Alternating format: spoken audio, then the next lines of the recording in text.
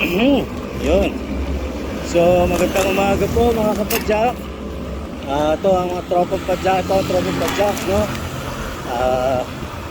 Bound to Clarkfield, Angeles City, Pampanga. So, malis po kami sa Gaya-Gaya o sa San Jose del Monte, Bulacan at around 4 o'clock exactly.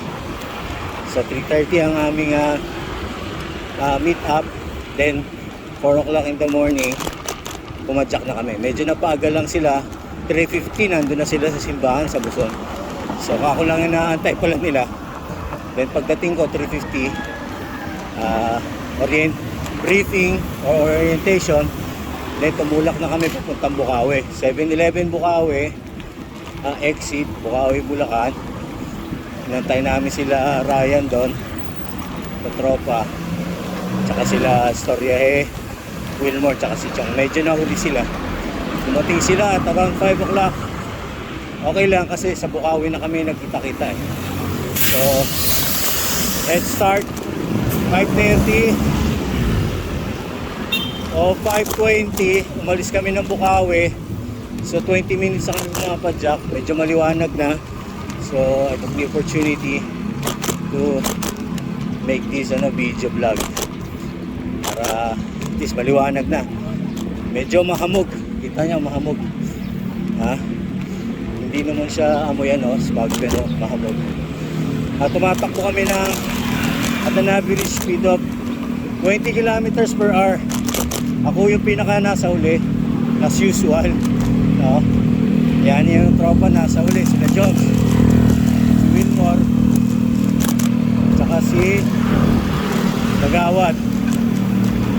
So nasa 18 kami as expected. 17 lang dapat, pero may mga hindi nakasama at may mga nadagdag. Pero hindi po kami mga bagong kasama na tropa nakasama sa ride na to. So we're expecting to arrive at Clark, Angeles, Pampanga at about 10 or 11 maybe. Kung maganda panahon, kung di uulan. Kasi mga nagdaang araw mula Biyernes hanggang itong weekend medyo maulan. Kaya mapapansin nyo medyo basa yung kalsada, maputik kasi nag-uulan niya. So pinapanalangin namin, dasal namin na wag na sana kaming ng ulan, abuti ng ulan. Sana lang hindi masyadong mainit, hindi rin siya masyadong maulan para maganda-ganda yung padyakan. So yun lang po.